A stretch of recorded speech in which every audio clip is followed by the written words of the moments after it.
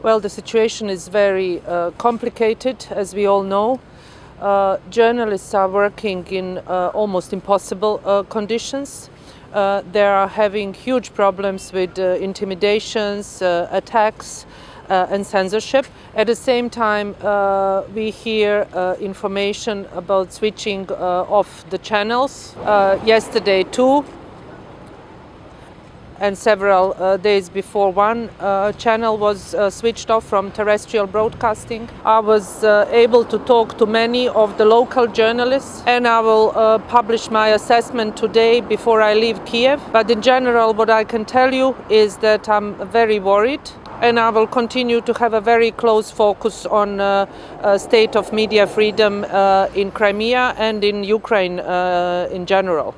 At the moment, we have this crisis in Crimea, and this affects work of media and journalists in general. But what we also cannot and should not forget is that all attacks on journalists in Ukraine in past 3 months and before have to be investigated. Murder has to be investigated, because impunity is not something that I would like to continue in this country.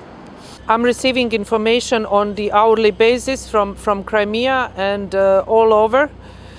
And I am very much aware that the foreign media is also facing intimidation. When I was in Simferopol on Wednesday, I was able to see that there are many foreign media outlets, and I think it's extremely important also for the local journalists to have their international colleagues present in the field. I called all responsible to let media do their work in a free way. Only if we have free flow of information and your colleagues being able to do their job, and all of you on the whole of territory of Ukraine, then we can say that we live in democracy. But at this moment, we also have to be very realistic, and we have to do everything possible to de-escalate and to make sure that journalists can move freely and that they can do their job without attacks and intimidation. I'll continue being in touch with all journalists in Ukraine, and I'll try to return as soon as possible in order to see how I can engage even more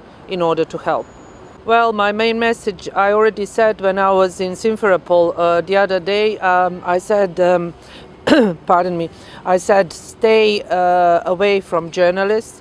And make sure that they can do their job freely. That's in my mandate. I'm very much aware that there is a larger political implication, and that Ukraine as a country needs solidarity and help. And I will do my best in the part of the mandate that I'm covering when it comes to the Organization for Security and Cooperation, and that's media freedom. I will use my voice to tell the world what's happening to media and to journalists here, and to make sure that you are not forgotten, and that everything that happens to any of you that is not according to the country and the responsible one abiding by the law will not be tolerated. We live in a digital era, all of us in the world. The information travels very fast. It's almost impossible that we are not aware who is doing what. And that is why it's very important that all of us know who is doing what and who is broadcasting what. So I'm very much aware. I cannot speak on behalf of anyone apart from the Organization for Security of Cooperation, but yes, everybody is aware on what is broadcast on Russian channels, on American channels, on Ukrainian channels, on all channels around the world. The important thing that we can have as many voices as possible for citizens to be able to form their own opinion. And that there are journalists who are factual, impartial and balanced in their approach towards crisis.